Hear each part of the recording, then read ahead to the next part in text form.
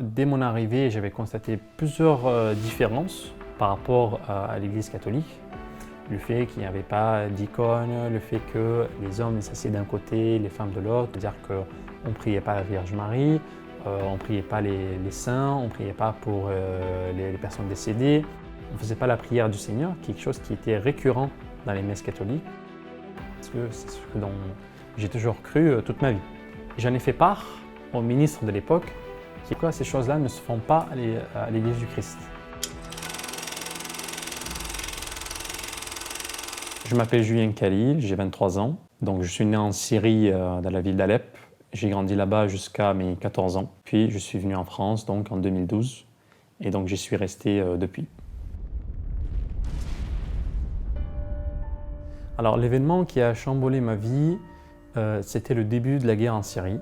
Donc c'était en mai 2012. J'avais 13 ans. Tout a débuté par le bruit d'une première explosion.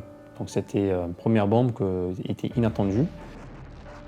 Alors ce que moi j'ai ressenti quand j'ai entendu ces bombes, j'imagine comme tout le monde à l'école à ce moment-là, c'était la surprise, la peur, de l'inattendu, c'était l'effet de choc. J'avais les yeux fixés sur la porte, est-ce qu'il y avait mon père ou ma mère qui venaient me chercher, moi aussi. Parce qu'on ne rentrait pas tous, on n'avait pas le droit de sortir de l'école tout seul en tant qu'enfant. Donc évidemment de la peur jusqu'à que j'ai vu l'arrivée de mon père, que là j'étais rassuré de me dire il y a quelqu'un qui est venu me chercher. Déjà un film ça peut être traumatisant, mais là c'était la vraie vie. Des bâtiments détruits, donc des corps, des victimes par terre sur le sol. Et c'était assez traumatisant pour tout le monde. Hein. C'est celle quand on s'est rendu compte que ce n'était pas temporaire, que les attaques continuaient, une après les autres, les bombes se multipliaient. C'est-à-dire que quand on sort de chez nous, pour aller acheter les courses ou faire autre chose, on se dit « est-ce que je vais rentrer ?» C'est-à-dire, parmi tous les pays, on pouvait y aller pour se réfugier, entre guillemets. Pourquoi la France? C'est parce qu'on avait déjà de la famille qui était en France depuis des années et que par ma mère, on avait déjà la nationalité française depuis la naissance. Parce que ma mère est française. Nos plans en arrivant en France, ils étaient très clairement naïfs. On pensait qu'on allait passer quelques semaines ou limite quelques mois. Pourquoi j'ai dit que c'était des plans naïfs? Parce qu'aujourd'hui ça fait 10 ans et on est toujours en France et la situation ne s'est toujours pas améliorée en Syrie. Après ces 4 ans-là, j'ai voulu reprendre un petit peu ma passion qui était le basket.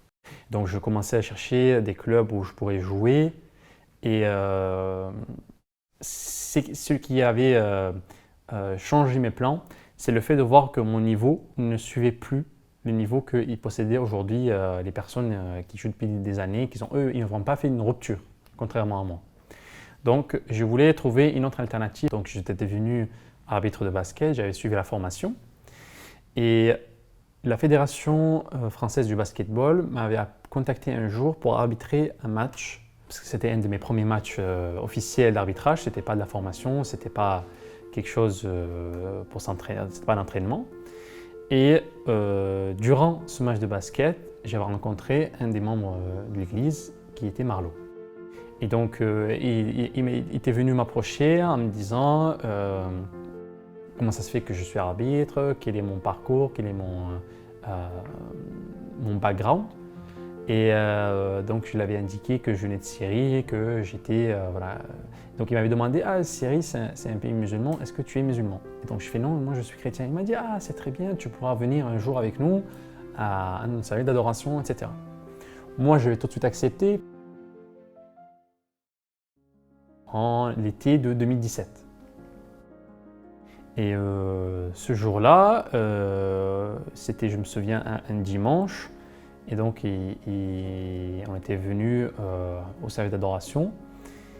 Dès mon arrivée, j'avais constaté plusieurs différences par rapport à l'Église catholique. Depuis ma naissance, j'ai toujours suivi le catéchisme, la première communion, toutes les messes les dimanches. Je ne ratais pas les fêtes religieuses. Dieu pour nous, enfin pour moi, quand je dis pour nous, c'est pour toute ma famille.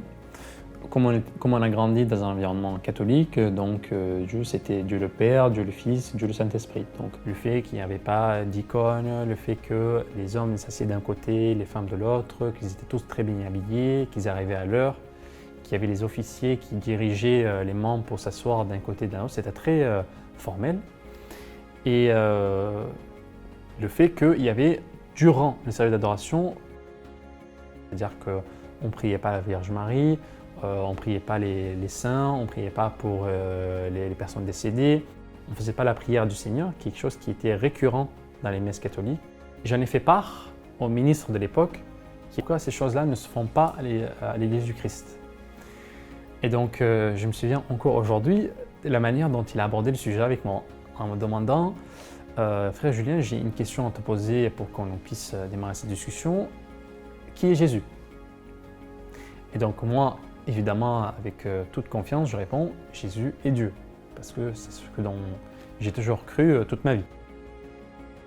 Et il me dit ah, frère Julien, c'est ce dont j'avais peur. Je fais pourquoi? Et donc il me fait lire le verset dans Jean où Jésus sur la croix il dit qu'il n'y a qu'un seul vrai Dieu qui est le Père. Donc il me dit, si Jésus lui-même qui dit qu'il n'y a qu'un seul vrai Dieu qui est le Père, comment ça se fait que Jésus est Dieu? Et donc là, ça a fait un déclic tout de suite chez moi en disant, il y a quelque chose à voir ou en tout cas à étudier, à aller en profondeur ici à l'Église. Et donc frère Daniel m'avait proposé de continuer les études bibliques. Dont j'ai apprécié tout de suite, c'était le fait que le ministre était disponible pour répondre à toutes les questions. Il n'avait pas donné un rendez-vous ultérieur, il ne m'a pas dit revenir un autre jour, il ne m'a pas dit voilà.